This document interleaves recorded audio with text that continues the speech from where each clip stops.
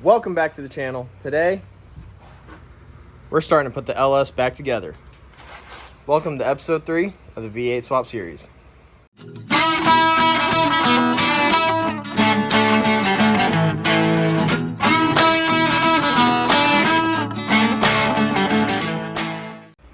So if you guys follow me on Instagram, then you already know that I did a little bit of work to the heads off camera. I dropped them off at a local machine shop, got them cleaned, got them decked, and then I went ahead, did a quick lap job on all the valves, put the springs in. And the reason I didn't put that in the video is just because there's already plenty of different videos on YouTube of how to do this, different ways of doing it, and I just wanted to get it done on my off time and went a little bit smoother.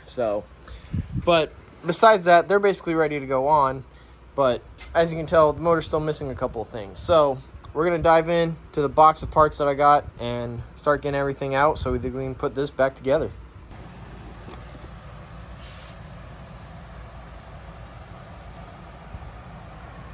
And this is BTR Brian Tooley Racing's. They're red hot cam. Now, first things first, I'm going to go ahead and do a quick little wipe down and clean on it, just because sometimes, even though these things are brand new, they still have some crud on them. So go ahead, do a quick little clean on it, and then we'll go ahead, get it covered with some assembly lube and slide it into the motor.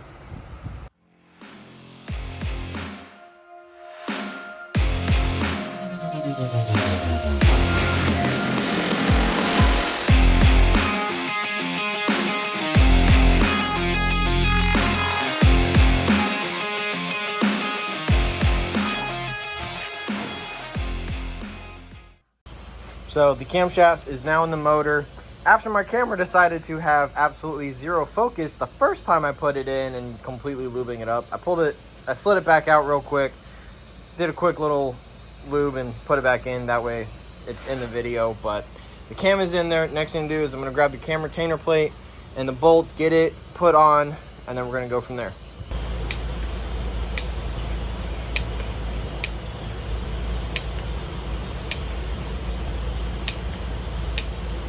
Now it's time to get the timing chain, the sprocket for the cam, and the dampener, tensioner into the motor.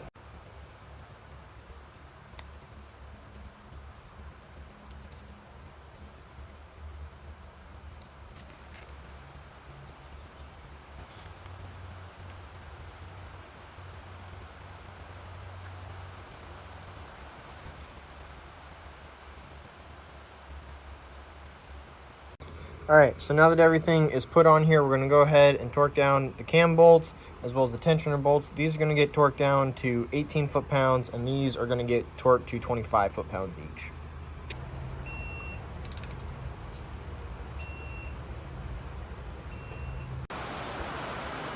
Hopefully you guys can hear me alright. It started raining pretty good at the house, so hopefully it's not too loud in here. But we got the bolts torqued down on the cam, got the tensioner bolts torqued down.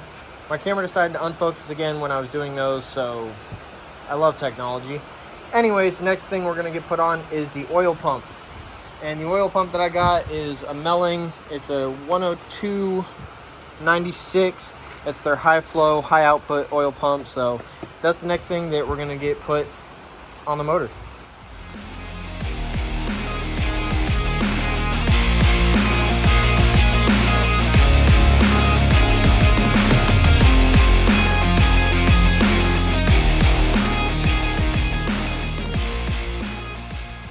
The oil pump is officially put on. This new spring is in. It is all done, ready to go. Next thing I'm going to throw on is the windage tray for the bottom of the motor. I did go ahead and order a new oil pan with a pickup and everything. So once that comes in, we'll get it put on. Hopefully it should just be here in a couple days, and I'll just throw it on and add it into the video real quick. So spread that off real quick. Now we're going to go ahead, throw it on, tighten down the bolts, and then keep going from there. So now after putting the windage tray on, each one of the nuts is going to get torqued down to 18 foot-pounds. I know that one of these holds the pickup tube that comes to the oil pump, but like I said, I ordered a new oil pan, which comes with a new pickup tube, so I'm just going to go ahead, torque them all down, and then when that comes in, I'll just undo the one and torque it back down.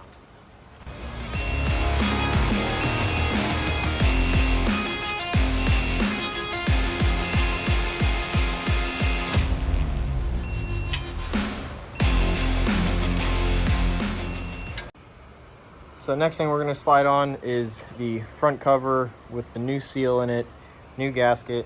I also went ahead and bought the little specialty alignment tools. That way I can get it all lined up nice and evenly flat. That way everything seals up properly when we're all done.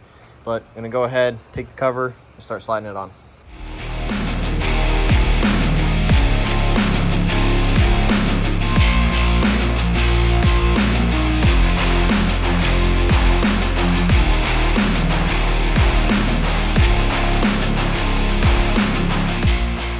Work down all the bolts to 18 foot-pounds and then double check our clearance with the bottom portion of the block. Make sure that it's flat. That way when the oil pan goes on, everything is sealed.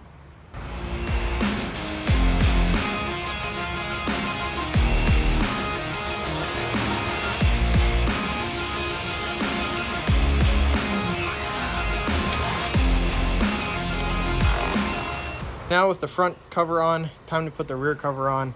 And using that plate definitely helps get that front cover aligned nicely with the bottom of the block. So I'm going to attempt to try and get this cover on without taking the engine off of the stand, but we will see. One thing I know I can put in is the new oil diverter. Old plastic one versus nice new aluminum one. So I'm going to go ahead, pop this guy in, and then try and get the cover on.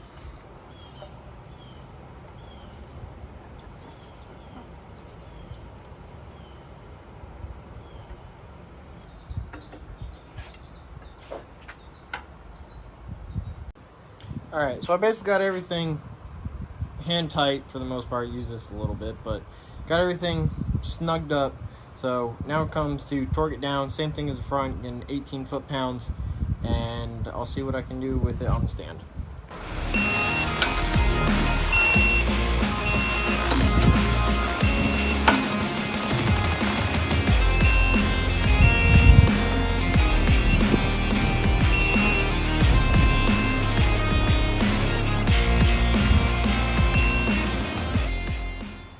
So surprisingly, I was able to fit the torque wrench in there and get 90%, 99% of them except for one. So I'm going to leave it for now. When I take it off, I will go ahead and torque that and just double check them all and make sure they're all good. But that's basically that. Once the new oil pan gets in, the whole bottom end will be finished. So now we're going to start working on the top end. So the next piece to the puzzle, see lifter trays and lifters. So I'm going to get those pulled out and start getting them put together and slid into the motor.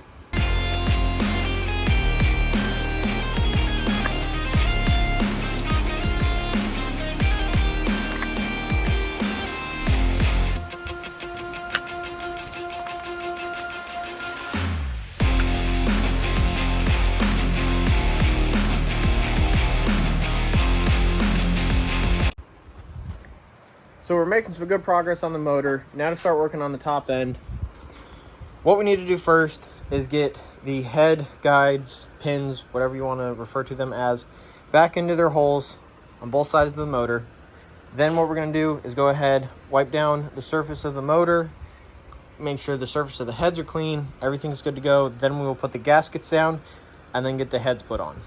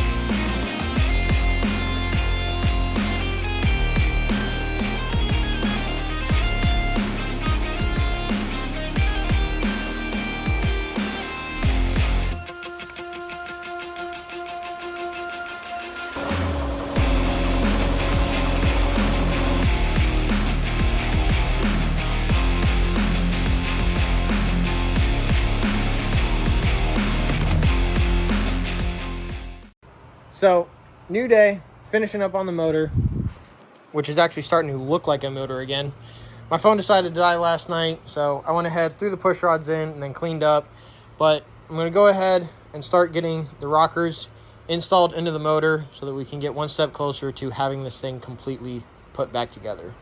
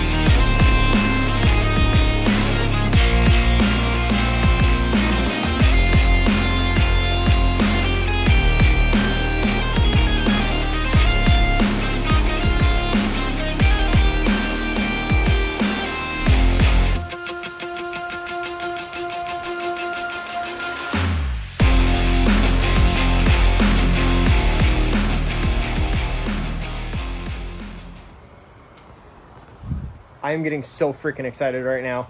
This motor is almost back together. So that means it's one step closer to getting put into the Jeep. The only thing that I'm waiting on right now is O-rings for the valley cover because the gasket I ordered did not come with them, which I thought it was supposed to anyways. I have those coming. I have a balancer. I got to just get it installed. The oil pan is on its way. So once the oil pan and the O-rings get here, we're going to finish up getting this motor put back together. And we are back with the new oil pan and the valley cover gasket and O-rings. I really just needed the O-rings, but it was cheaper to get all of it together than it was just the O-rings, which makes no sense. So, anyways, we're going to go ahead, get started, and get this new oil pan onto the motor.